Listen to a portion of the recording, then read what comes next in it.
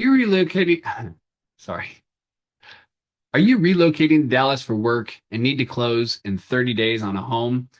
Here is an action plan that can help you, help us, right? As a mortgage lender, we can help you, but help yourself first, right? Like when you're relocating, that is just a different animal. There's a difference between like, oh, I'm moving down the street or I'm going across the Metroplex, but relocating to Dallas for work and you need to close in 30 days just means it's a whole element of just like getting familiar with things. So let's go through how to do that. And the first step is, believe it or not, and I know you're gonna be shocked, talk to a mortgage professional, right? And start the mortgage process very quickly. And here's why.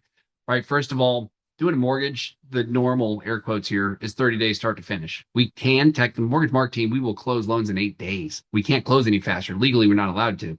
The mortgage industry doesn't allow it.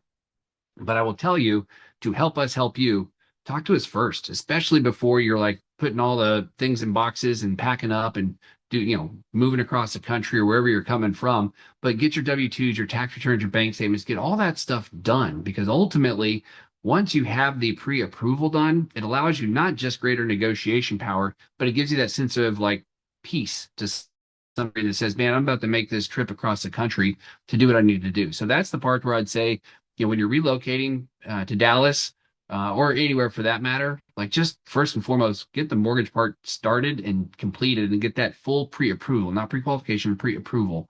Number two is where it's the rubber meets the road, where you may or may not have a choice. It just may end up one way, but you have to decide whether or not you want to buy or rent first. Meaning, if you're coming and you know nothing about the Metroplex and you're moving and you got a job to start and you just don't know the area, you don't know what you're doing, and you got all the things that are going on with work and moving.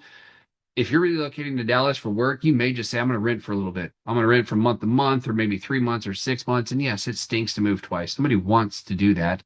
But if you're going to move to Dallas for work, and you need 30 days to close, like that's intense. And I'm not to say it can't be done, but the reality is you might choose to say, okay, I'm going to rent for a minute just to take a breather and understand where I need to be and what I need to look for in terms of a neighborhood and a home and a commute and things of that nature. So I would say that's the other part too, is to understand that your budget, kind of get what's going on in terms of what you can do. So that's number two, right? And figuring out if you want to buy immediately or rent and then move. So again, add that extra move in there. The third step when you're relocating to Dallas for work and need to close in 30 days is to find the right neighborhood, right? And this is where if you're familiar with Dallas, good, you got a leg up. If you got friends or family here, fantastic.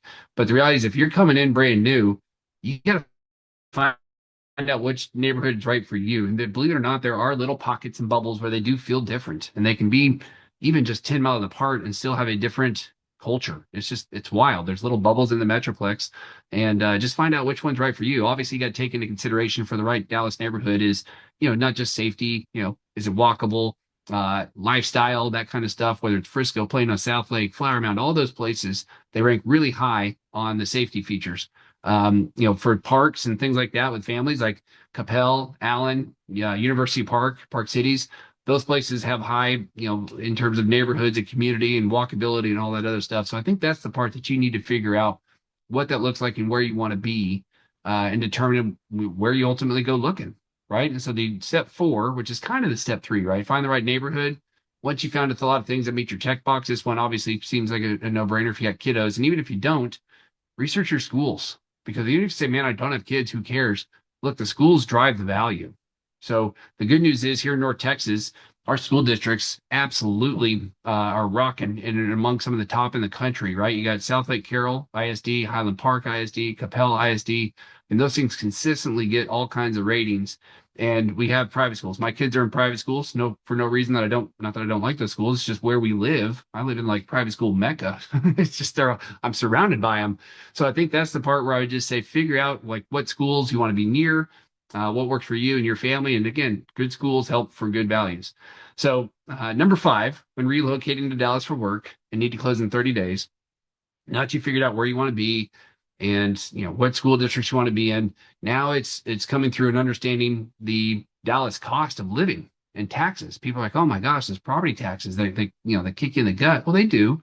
Good news is Texas doesn't have a state income tax, but to make up for it, our property taxes, they can be 2 to 2.5%. Depends on where you are and what's going on. And the good news is from an affordability standpoint, we're better than Austin. I promise you that. We got tons of employers that keep moving here. That keeps our taxes down because they pay their taxes and then they bring in jobs and all those other things. And our values keep going up, which is both good and bad. So I think that's to understand what cost come into that for cost of living, and which kind of then transitions to number six, right? Which is figure out the utilities. And for those that don't know, because Texas is big, right? We got all kinds of building going on.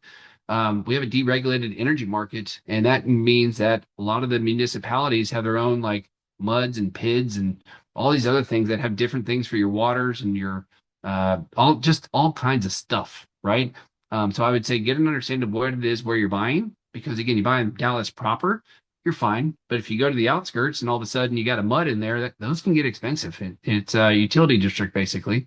So those things are just going to add on to the tax rate. And so you just need to know what you're spending. And the same thing for like, normal homeowners insurance. If you live next to a fire station versus out in the country, you're going to spend different dollars on those insurance amounts. So understand just what you're expecting to spend is certainly going to help you.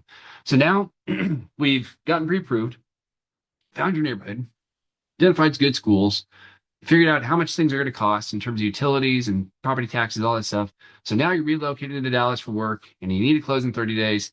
I would absolutely say watch for the Dallas traffic and understand what your commute's about to look like. And if like I work from home, cool, good for you. But there's still going to be times where you have to leave your house, right?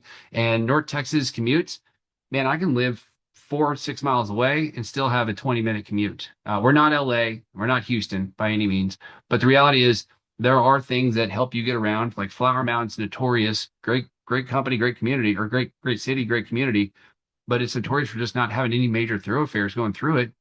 So it just makes travel really congested during the high traffic times. So figure out where you're going to be. And if you're thinking, man, I want to move here, drive to and from that house during rush hour and see how many times that's going to last until it wears down on you. Number eight is just understand the lifestyle and the climate, right? So in other words, the good news, Dallas, I think we're top five in the country as far as GDP, and that's awesome. But it means a lot of people are moving in here, so we got strong job growth, which helps bring a lot of people in, but it creates congestion. And as far as like the lifestyle and the climate, figure out that if with all these people coming in and all this, is your commute going to get better or worse? And as far as like your commute, it gets to be 100 degrees here, man. It can be a beat down to sit there and go in and out, in and out, in and out. So I think that's the part that I would just understand that it is something to figure out as far as that lifestyle and the climate change and climate change, not climate change, but just the climate temperatures, how it gets freaking cold and freaking hot and all that stuff in the summer. It's wild how we have these swings, but figure out where you want to be, what that looks like for you. And if you are relocating to Dallas for work, you need to close in 30 days. Again, the biggest thing I can say that the mistake people make is they don't get pre-approved with the lender, number one, because if you get pre-approved, man, you can sail and you can get that done in 30 days. Two, figure out if you want to rent to understand where you're going or just to buy. Three is again kind of figure out where you want to be in the neighborhood. Four, those schools. Five, start understanding your cost of living, right? From a tax standpoint, and just where you're at. Six is figure out those utilities, if there's anything special that goes on with that cost. Number seven is just kind of prepare for the traffic and figure out your flow and what your daily life could look like. And number eight is kind of adjust for that whole, the whole thing, right? Adjust for the lifestyle, the hot, the cold temperatures. Do you want a pool, not want a pool, all those things. So those are the ways that you can help yourself when relocating to Dallas for work and need to close in 30 days. And certainly, step one, get approved with the lender. The Mortgage Mark team is here to help because remember, when you think mortgage, think Mark.